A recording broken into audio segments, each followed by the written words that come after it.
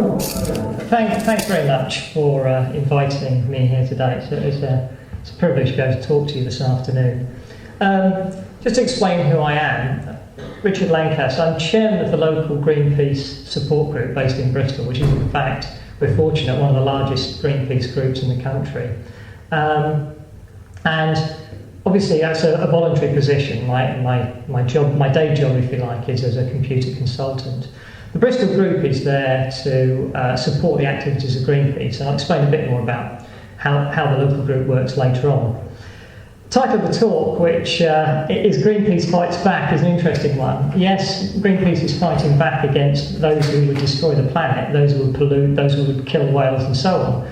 But the word fight is an interesting one because Greenpeace believes that the means is as important as the end, that the peace is as important as the green, and Greenpeace is not just a name, it's actually our underlying principle. We believe in a greenness, preserving the planet, but we believe in a peaceful way of approaching it.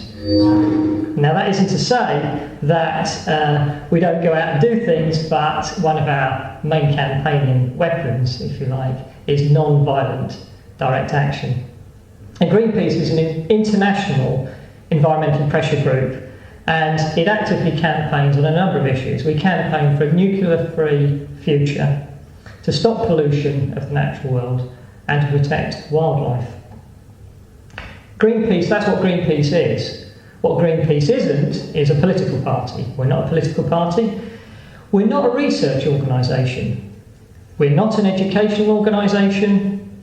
We're not an organisation that produces alternative technology. You may say, well, why am I telling you the things we're not? Well, that's because sometimes environmental groups get criticised for a number of different things. They get criticised for not doing enough in education. They get criticised for always identifying the problems but not the solutions. And I'll look at some of those issues because, in fact, Greenpeace and the other groups like Friends of the Earth and so on are actually facing some very difficult decisions in the future, because we've spent a lot of time identifying where the problems are and people are now asking for solutions.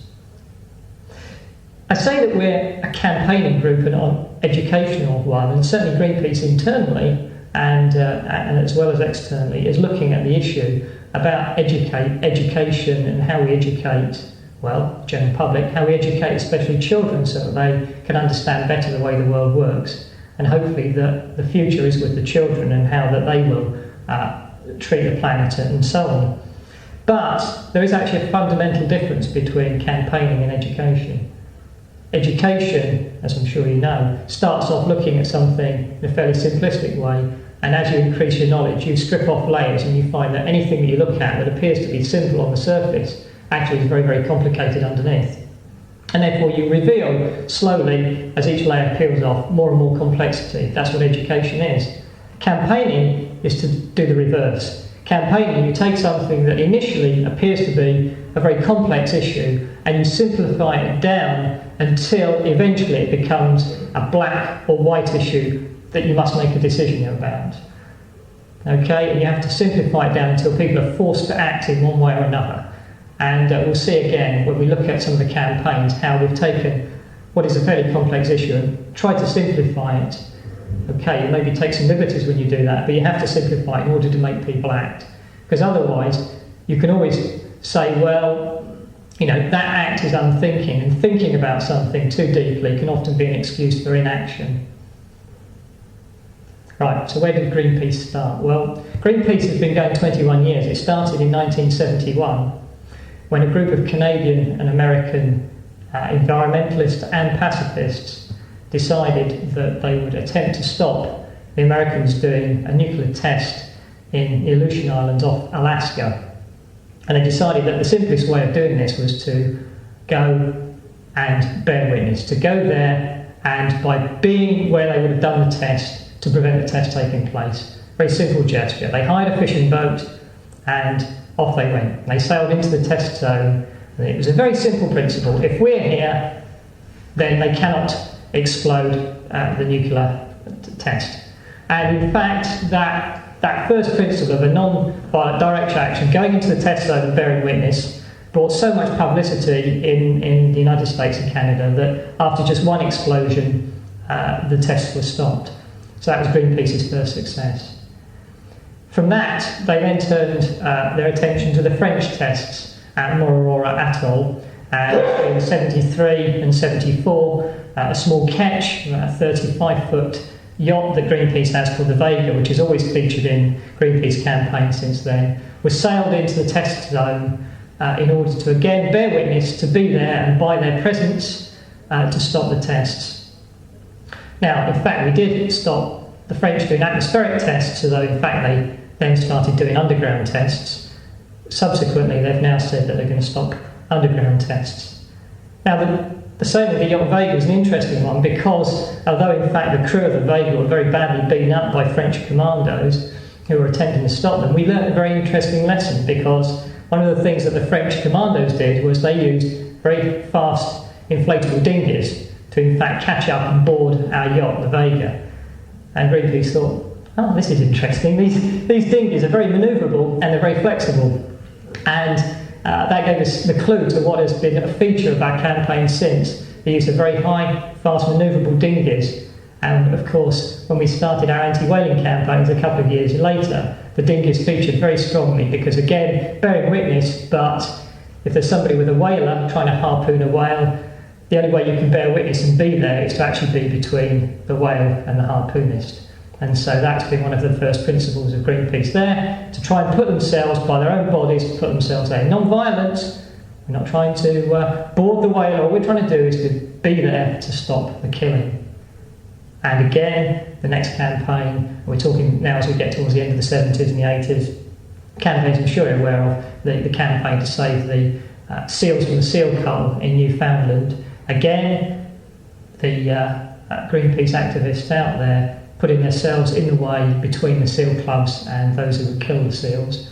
Interesting thing there, that Greenpeace is always looking for new and novel ways to try and thwart those who would kill wildlife or pollute the environment. In that particular case, they realised that, of course, the seals are killed for their pelts. And if you can make the pelt worthless, then the seal will not be killed. And the way you can make the seal worthless is to put a dye that's permanent on the seal's coat. So what they did was they took some dye, some bright green dye, and they put a cross on the back of the seal, which made the pelt worthless. The interesting thing is that the Greenpeace activists were arrested for what? For damaging the seals, for interfering with the seals. It's all right to club it over the head and kill it, but if you put a permanent dye on its coat, well, no, you're actually interfering with it. Interesting. In 1977, Greenpeace opened a London office, and the UK organisation is one of the four main funding organisations, along with the USA, Germany and the Netherlands. In 1978, we got our first ship, the Rainbow Warrior. And the Rainbow Warrior was a converted hull trawler that was converted to use sail power and to use certain renewable energy sources. And the Rainbow Warrior, I'm sure you know, took part in a number of campaigns. And it was again to try and stop the French underground test at Morororo, that it was out in New Zealand, in Auckland Harbour in 1984, when it was bombed by the French Secret Service. And, well, that was a tragedy because we lost our flagship. It was a tragedy because one of our photographers was killed. But there's no doubt it brought a tremendous amount of publicity to the organisation. Although, I have to say, tragically, that although we now have a new Rainbow Warrior and the organisation is stronger than ever, I sometimes despair when I'm out collecting and people say, I'm not going to give it to you like you blow up boats. So, there is an element of education sometimes that still has to take place. Okay, I'll put you through some of the campaigns. We've always campaigned against whaling, against the killing of seals. We campaigned against pollution, and we're now campaigning against some more complex issues. Now, those issues, we haven't given up on them. Whilst there's still people trying to kill whales under the guise of scientific whaling, Greenpeace will be there to stop them. While there's any danger of a new seal cull, Greenpeace will be there. But we've moved on to other issues: the toxic burning of toxic waste at sea, the dumping of sewage sludge, the dumping of nuclear waste at sea. These are all other issues that we've campaigned on.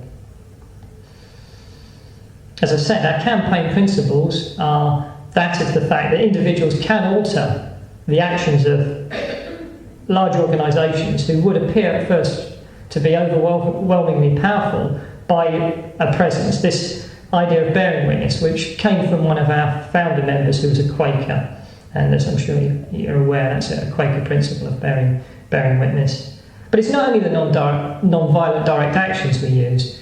We use whatever means we can that's non-violent. We use lobbying, campaigning, petitions. Obviously, we make as much use as we can of radio and television and so on.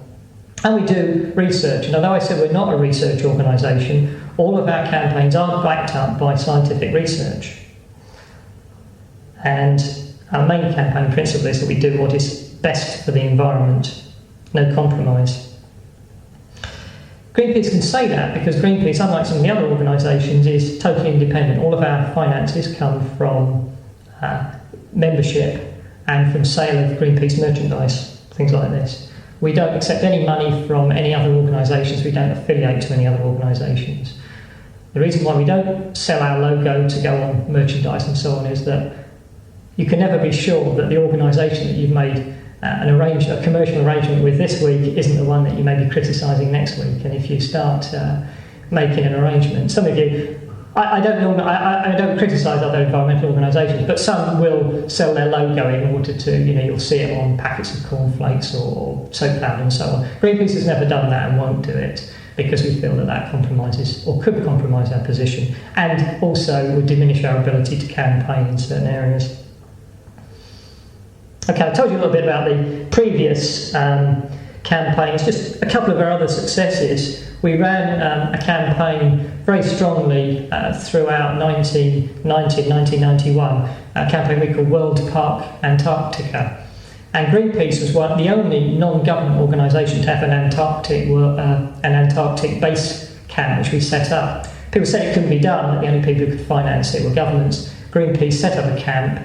And the reason we did was because in order to have any say about the Antarctic, they said, you have to have a base there to be able to have any part, to even have observer status at the treaty on Antarctica, you had to have a base there. So Greenpeace said, if we have to have a base there to be an observer, we'll have a base there. So we set one up. The campaign that Greenpeace and other organisations did has achieved, not World Park status, but a 50-year moratorium of mining in Antarctica. That's very significant. If you think of the oil spills and the problems that other parts of the world have had, imagine an oil spill just before the ice set in, or a well blowout in Antarctica just before the ice set in. It could be 9 months or a year before you even could start to stem the flow and do anything about it. So that was one of the reasons why we were very keen to get that ban. Having said that, if you actually look at some of the film from around McMurdo Base in Antarctica, it's still amazing the amount of rubbish that's there. They still get rid of things by dragging them out onto the edge of the ice in the middle of winter and wait for the summer melt, and the things just melt through and fall into the sea. So, old bits of lorry and truck and anything else, they just drag it to the edge of the ice, let it melt and it falls to the bottom. This is a normal practice. And that's only a military and a research base. Imagine what it would be like if they were mining there. Okay, 3 campaigns that we're coming on at the moment that you might be interested in, because these are showing perhaps how we're moving into areas that are less clearly understood by people. The first one is a campaign, and we always have a title for our campaign, Save the Whales, things like that. The new one is called No Legal Pollution. Here, no legal pollution.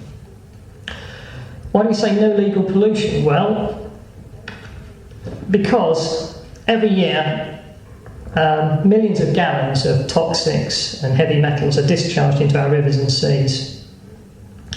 It's a fantastic amount. The National Rivers Authority, their 1991 figures said that there was something like 4,680 kilometres of rivers in the UK were badly polluted. Now the point is that the amount of waste, millions of gallons are dumped, but in fact, although all of this waste pours into the rivers and seas, most of it isn't regarded as pollution by the government. And that's because most of the discharges of all these heavy metals and toxics and chemical cocktails are discharged into the rivers and seas under discharge licences. People just buy a licence and they can pump more or less what they like out. So the government only considers it to be pollution if it exceeds the licence. Otherwise, it's not even regarded as pollution. So when you talk about pollution, I mean, to me, pollution is when you chuck something in there that's really nasty. To them, it's only when you chuck more in of the really nasty stuff than you're allowed to. So, no legal pollution. We believe that this is important because if we continue to license people to pollute, and of course, the problems, well, I'm sure you're aware of the sort of problems, but of course, especially in marine life, toxics multiply as they go up the food chain. So when you start off with the krill and the shrimps and the very small types of thing in the sea, then they're contaminated. But by the time you actually fish out a dolphin or a seal, the levels of the toxics in their body are hundreds of thousands of times what they should be, because it just gets multiplied up and then it gets retained in the body of the higher marine mammals.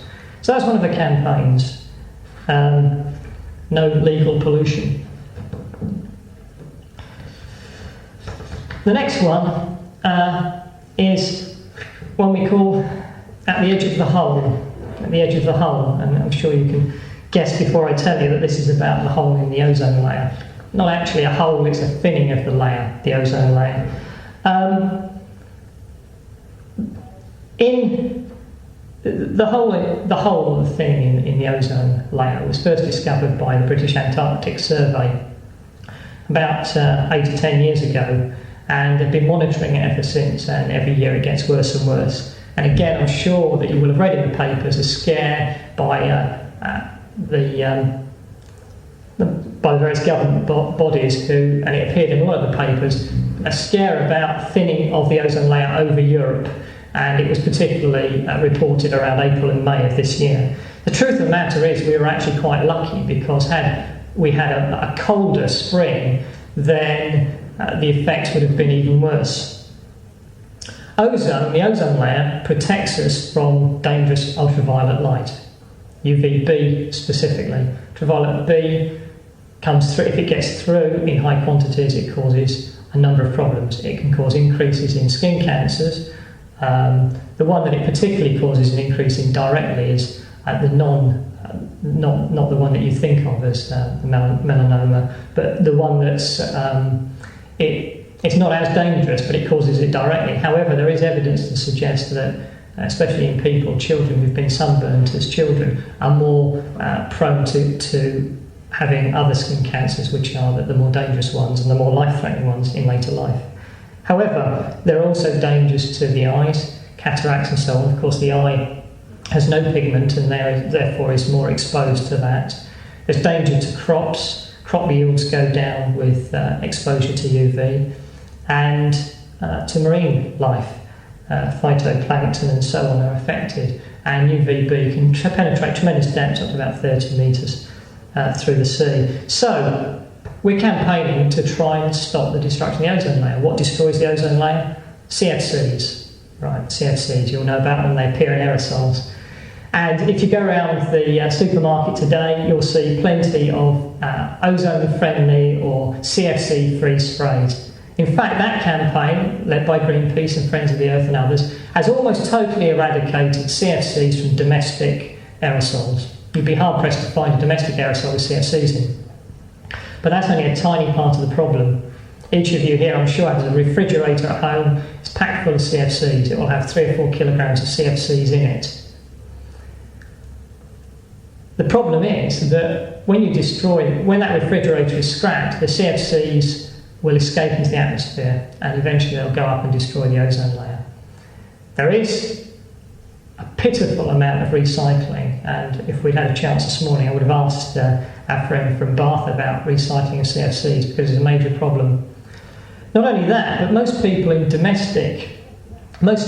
domestic refrigerators have a fairly lengthy life.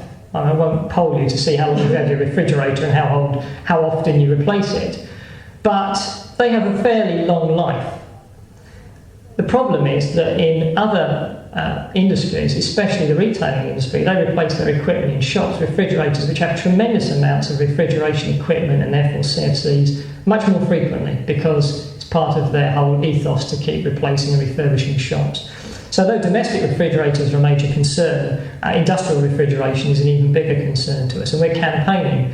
We're campaigning against the company that produces the world's largest producers of CFCs, and that's ICI. We're campaigning against ICI because we believe that ICI, if they continue producing CFCs, will continue destroying the ozone layer, which is bad for all of us. We've targeted ICI because they're the world's largest producer. We've also targeted ICI because they, despite having very large research ability, have only so far come up with something they call HCFCs and HFCs, which are though slightly less destroying of the ozone layer, in fact far worse greenhouse gases, which is something else I'll mention later. So focusing on ICI. However, the problem as far as if you were to ask me now, well, I don't want to destroy the ozone layer. If I want to buy a refrigerator, what should I do? I can't advise you very well at the moment, because wherever you go to buy a refrigerator, it has CFCs in it. There are no alternatives. As far as you, the consumer, is concerned, there are no alternatives. Now, this is amazing because there are lots of ways you can build refrigerators that don't contain CFCs. But because of the grip that organisations like ICI have on the market, at the moment you don't have a choice. Greenpeace, to try and solve the problem, to make an effort. I mean, Greenpeace is not an organisation that makes electrical equipment, but we actually commissioned one of the universities to do a pilot for us. They built a refrigerator that contained no CFCs. It's possible. It will cost no more than an ordinary domestic refrigerator. You could have it. You could have it in a month or two, production. But no one will produce it at the moment. In fact, we're hoping that a factory in the newly liberated East Germany will actually start producing them, and we've got orders in Germany already for a large quantity of these refrigerators. So, it's consumer pressure. I'll come back to that in a minute. At the moment, if you wanted to, all I could advise you, if you say, well, I'm concerned about the ozone layer, all I could advise was, when you buy a refrigerator, make sure they'll recycle it, that they'll extract the CFCs from your old one.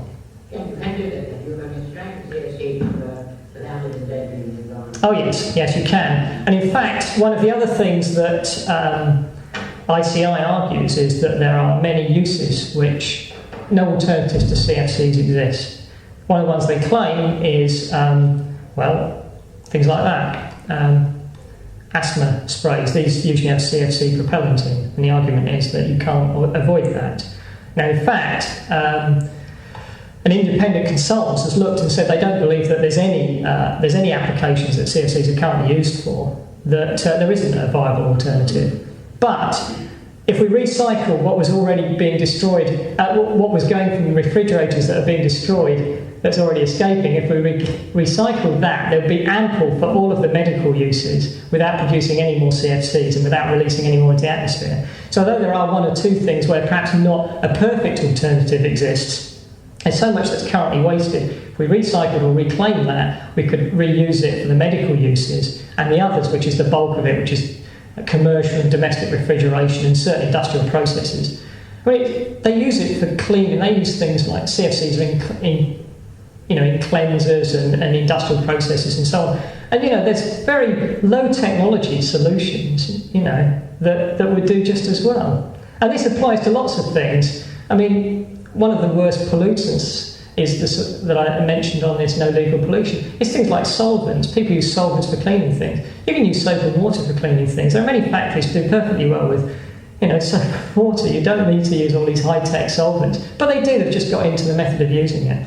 In the instant, the bath will collect your oil. The bath in the gas will collect your oil. Yeah. That's right, yeah, they do. Once they've collected it, they will. They ought to, and it would have been a question I would have liked to have asked, because, and certainly if you buy from people like the Electricity Board, they will guarantee they'll extract the CFCs from your old one. So there are certain organisations. So that's a question you ask. What are you going to do with this old one? Will you take my old one, and what are you going to do with it? The third major campaign that we're running at the moment is one called React. And I'm sure those of you who are still awake after lunch will realise it must have something to do with nuclear power. And sure enough, it does. And this one, well, Greenpeace has always been involved in nuclear campaigns, both the civil nuclear and the military nuclear. This is concerned with civil nuclear campaign and specifically with reprocessing. Now, Sellafield has been one of our favourite spots for Greenpeace over the years. Sellafield currently has a reprocessing plant, and Sellafield will shortly be opening, if they get the permission to open it, a new reprocessing plant called Sellafield 2, or Thorpe Reprocessing Plant. Now, we've been talking about recycling this morning, so some of you may be thinking, well, recycling, reprocessing, that's got to be good. It's better than wasting the stuff, because nuclear waste is dangerous. So reprocessing must be quite a good thing to do. I have to tell you now, it's a desperately bad thing to do. Reprocessing has nothing to do with cutting down pollution. Reprocessing has to do with extracting plutonium for nuclear weapons and a small amount for fast breeder reactors. What reprocessing is to do with is purely an economic thing here, and to feed the military. Reprocessing doesn't reduce the waste, it increases it. The amount of extra, it multiplies the volume something like 160 times. You take what you get. The fuel rods that are extracted from reactors are encased in certain materials, and rather than them just storing them where they could do the least damage, they strip off all that casing and then they extract the plutonium and the fuel and so on. Very complicated process, produces up to 160 times the volume of waste. Why? To get plutonium. Okay, that's bad enough, and if you live near Sellafield you should be concerned about that, and you should be concerned about the air and marine discharges from Sellafield. But there's another thing, you live in Bristol. I have to tell you that periodically, trundling through Bristol, trundling up the A38, are flasks containing nuclear waste coming to Sellafield or going up to Scotland to Dounreay for reprocessing. Each of these flasks contains about the amount of nuclear waste and nuclear material of a small power station. They trundle along normal railway lines, they come along the normal roads, they come into the country on roll-on, roll-off ferries. You could be, if you go on holiday to France, Europe, you could be on board with one of these flasks. I've got a map here, I've got maps that show the reprocessing routes coming up from Dover here, coming up here from Winfrith, right up through Bristol, up the M5, coming in from Hinkley Point here, and up the up the M5 and so on beyond Bristol, Berkeley, Oldbury. These things are supposed to be tested to make sure they don't have accidents, because I'd have to tell you, a rail crash or a road crash or a fire could release this waste into the atmosphere with catastrophic results.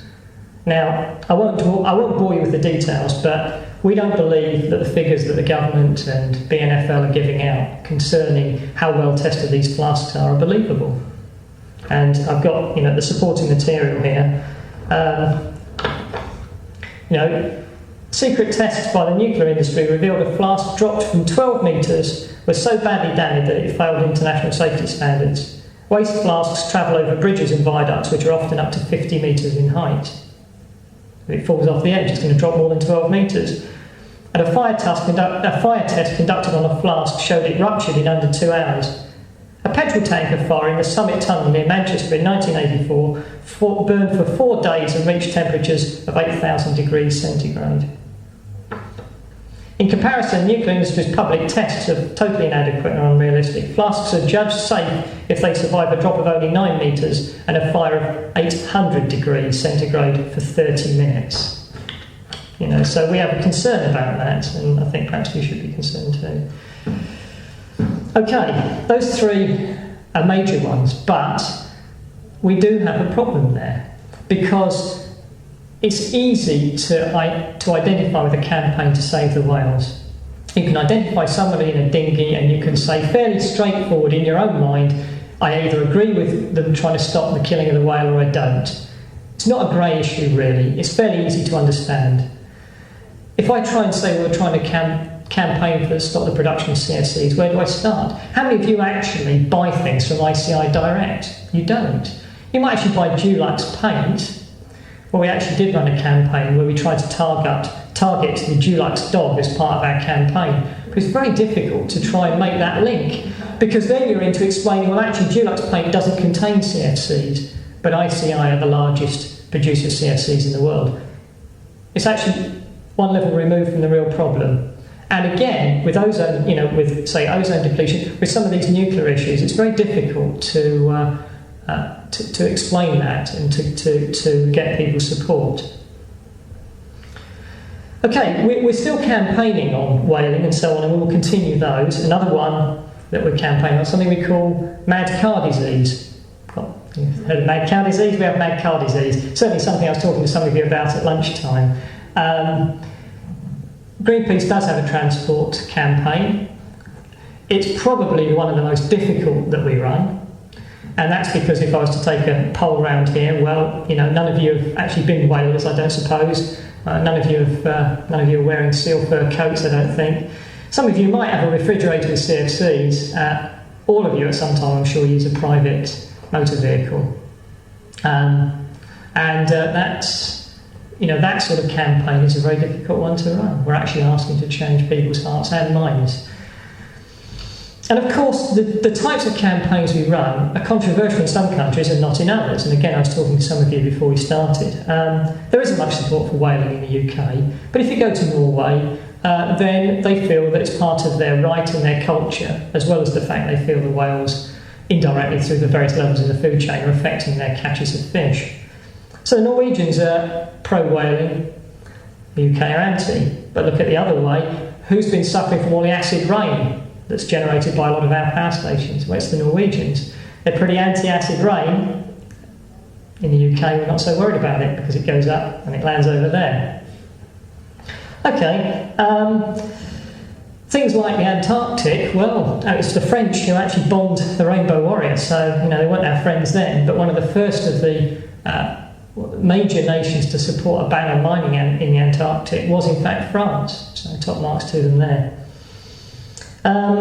The Germans are pretty green. A lot of things, and we again heard this morning about how Germans are introducing new regulations on packaging so that you can identify whether the packaging can be reused or recycled and so on.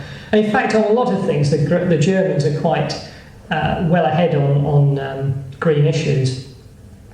But when we try to run a campaign that asks all Greenpeace members to leave their cars at home for a month, well, the take-up was a little lower than we'd hoped. And that's because everyone likes that quotes personal freedom. Of course, that brings with it lots of other problems. Of course, whaling isn't vital to Japan's economy or jobs. It's almost a political issue and no more. And we can easily manage without CFCs if there is enough political pressure and consumer power.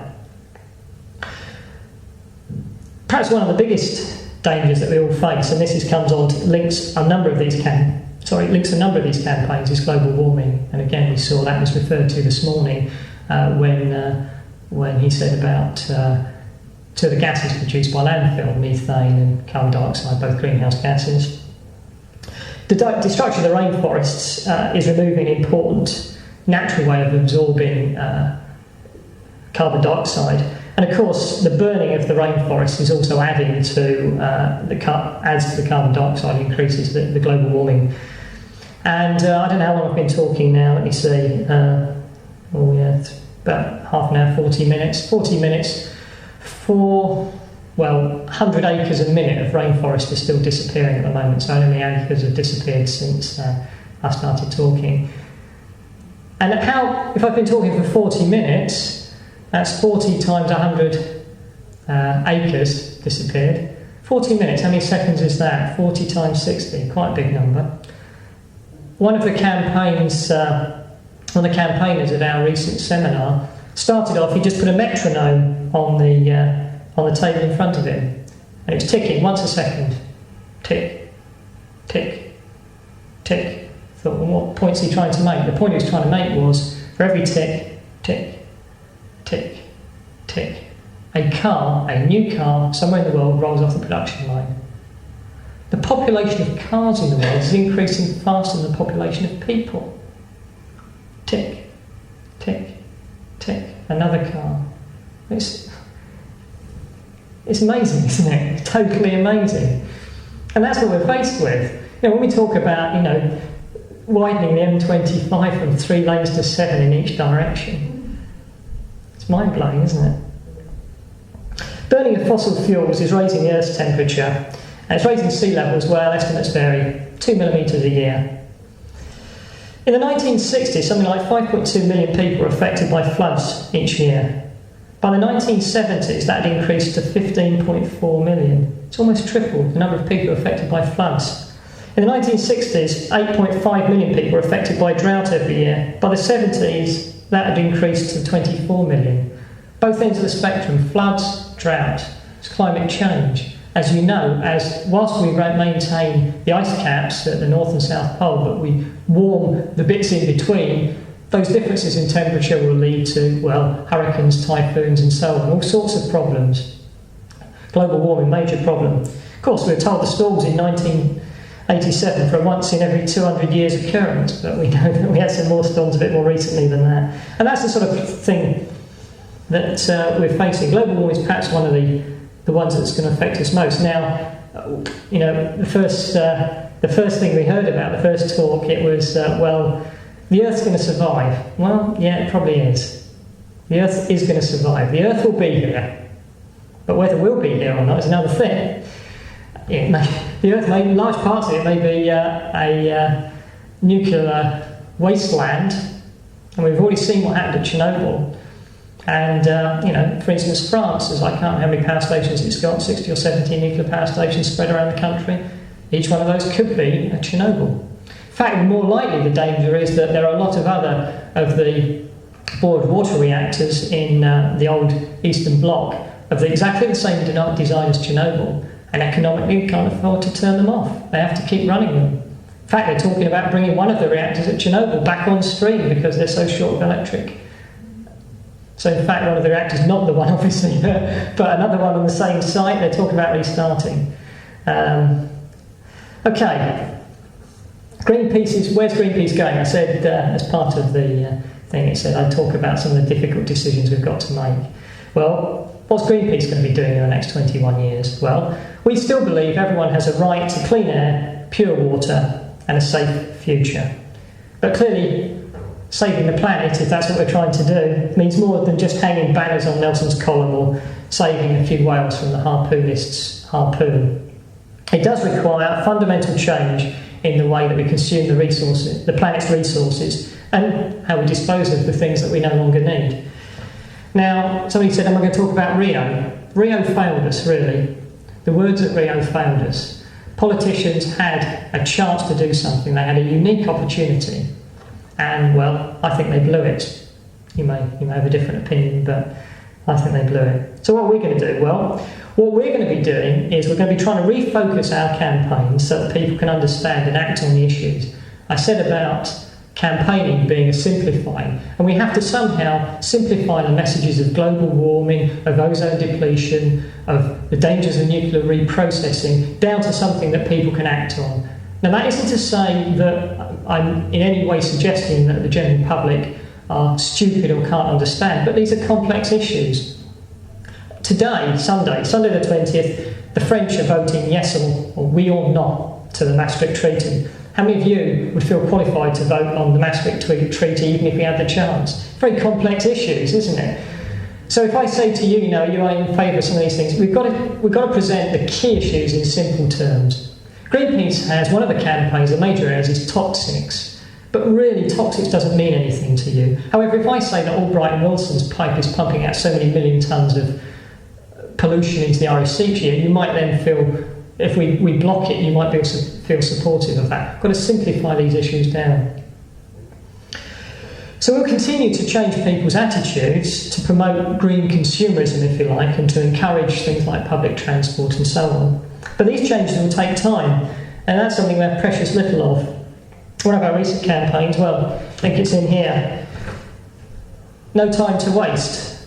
And, well, yeah, we don't think there is too much time to waste. Time isn't something that we've got a great deal of. So, you know, we have to act now. And what Greenpeace is doing, and this is why, you know, there's so many different aspects, but Greenpeace is acting on the things that we identify as key issues today and act on them. That isn't to say that the longer term measures to try and change the way people live their lives isn't important. Of course it is. What we're trying to do is to make sure we still have a planet so that when people have changed their way of living their lives, that not too much damage has been done. Both approaches are important. We do have to educate and encourage people to use less, use it more sensibly. But we have to stop the worst polluters, the worst vandals as far as the Earth's concerned. We have to stop those now. Okay. Which are the main ones, nuclear waste? Well, we believe nuclear waste is one. We believe that pollution, especially legalised pollution like that, by licensing people to pollute, we believe that global warming and ozone depletion are the key issues, and they're the ones we're campaigning on. So, top of the table comes nuclear waste first? We believe, I didn't say top of the table, they're all important. I wouldn't say that we have one of those campaigns is the top of the table, no. They are all important. We would like to do more. We'd like to do other things. There are many other campaigns we'd like to run, but we only have limited resources. What can you do? Well, you can change your own lifestyle. If you've got a car, use it as little as possible. Recycle as much as you can. Waste as little as you can. Become a green consumer. Consumer choice and consumer power is one of the most powerful weapons in the environmentalists' armoury. You have a choice. You can say, I will not buy that until you put it in more sensible packaging. I will not buy that because it contains nasties that I don't want to see leaching out into the rivers and seas. You have that power. Consumer choice is one of the most powerful weapons. Apathy is one of our greatest dangers. If you pick up on that, your movement started, you said 1981, I think. 71. 71. So if you go back before then, what was going on? Because our rivers and streams were well polluted then. Albright and Wilson's have been in for many, many years. It makes me wonder whatever went on before this situation. Yeah. Well, this is interesting. Of course, there was pollution. There was dreadful pollution. London in the 50s and 40s, you know about the smogs. Well, they're a thing of the past. So, some things have been achieved. But of course, and maybe Richard will come on to this later, but the economic growth and the demand for more sophisticated goods and more sophisticated packaging inevitably leads to the production of more things. I mean, when you bought, we were talking about, you used to be able to go and get, your sugar in a, refillable thing or whatever, where now everything's, in disposable packaging. So in fact, what industry produces is increasing its production of things. The amount of fertiliser that goes onto the land compared with what used to be, it's increased. So although there was pollution, it's accelerating faster and faster. It's accelerating as people's, quote, standard of living goes up. Although standard of living is, monetary standard of living versus the quality of life is a different thing. But yeah, there was.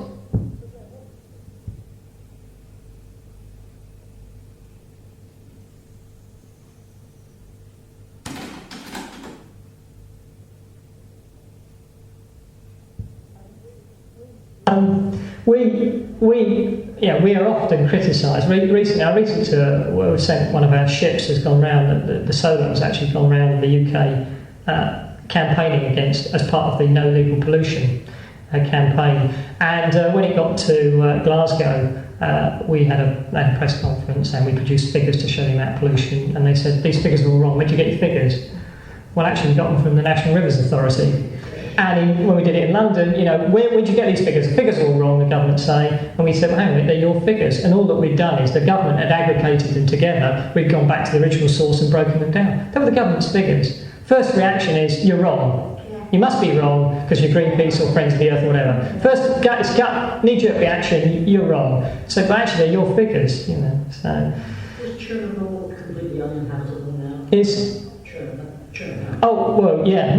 The central part is. We saw a plant, but then filling it in, everybody's picking on the. Yeah. And I see in India, they're going to start building them there, aren't they? Well, I mean, many of the people who are actually involved in trying to recover that situation, helicopter pilots who are dropping concrete to try. I mean, they've died horrible deaths from radiation sickness. I mean, it goes on and on. Yeah, but what I was trying to imply was I understood that nothing we couldn't live there for many, many years. And yet I'm sure I've seen on TV recently that within so many miles, people are living there. Well, yeah, but that's because they don't really recognise the dangers. I mean, you have to understand that people who've been taken away from their homes and who have got nothing will try and drift back because you can't see anything. It doesn't feel bad. You don't get burnt. You just get sick a few years later. So there is a problem there that they've tried to seal it off, but people naturally want to go back and they don't really understand the danger. I mean, clearly the part in the middle will be, well, I don't know what the half-life of these things is, but I mean, 10,000 years is probably a good estimate for before you can actually get to the middle of it. So, yeah, I mean, don't be misled. I mean, if a nuclear power station melts down, you've got a major problem. You just have. The other thing is, I mentioned it quickly, is that they had a program on television, something on Channel 4, about 2 months ago. They said the children that were affected by the radiation fallout in Chernobyl are seriously ill now with leukemia. I think it's 1.6 million children in that area are dying of leukemia. I mean, that's a hell of a figure, 1.6 million. Oh, yeah, it's phenomenal. But I mean, there are clusters of leukemia. I must be almost out of time. Let me just say, just to finish, I said that the greatest weapon is consumer choice, because at the end of the day, in the short term, money drives an awful lot of things, and you can play that against those who would pollute and destroy. If you hit them in the pockets, you use your consumer choice, you can affect things, you really can. The other thing is, protest. Don't let them get away with it. Write to the chairman of ICI, write to your MP, write to, the nuclear installations inspectorate, the Japanese embassy, whoever it is. Do something. You can do it. Individual letters count. I'm sure anyone knows. An individual letter from a constituent, an individual letter from a consumer really makes them sit up and take notice. And the third thing is get involved. Join Greenpeace among the other organisations. Greenpeace has 400,000 members in the UK. 400,000. Well over 250,000 people already belong to Greenpeace. 4.5 million worldwide. Why don't you join? So join Friends of the Earth. But at least, be involved. Your money will help these campaigns. Okay, because there really is no time to waste. I brought some leaflets here. There's a big leaflet here which tells you a little bit about each of our major campaigns. There's a leaflet here which is a membership form. Tells you again a little bit more. There's a leaflet here which tells you a little bit about the local group, the local support group of which I'm the chairman at the moment, and what we do. And for those of you who are interested in knowing more about some of these things, and we appreciate that we have to, that people should know more to understand issues. We used to try and bring along a lot of different publications and have them in stock, but things, new scientific evidence is coming out all the time. So what we do now, we invite people to take one of these publication list order forms, and on the back of here, you can order the different publications that will tell you more about all of the issues that I've spoken about today and a lot more besides. So please feel free to take one or other of these. And well, thanks ever so much for your time. It's been a pleasure coming and talking to you.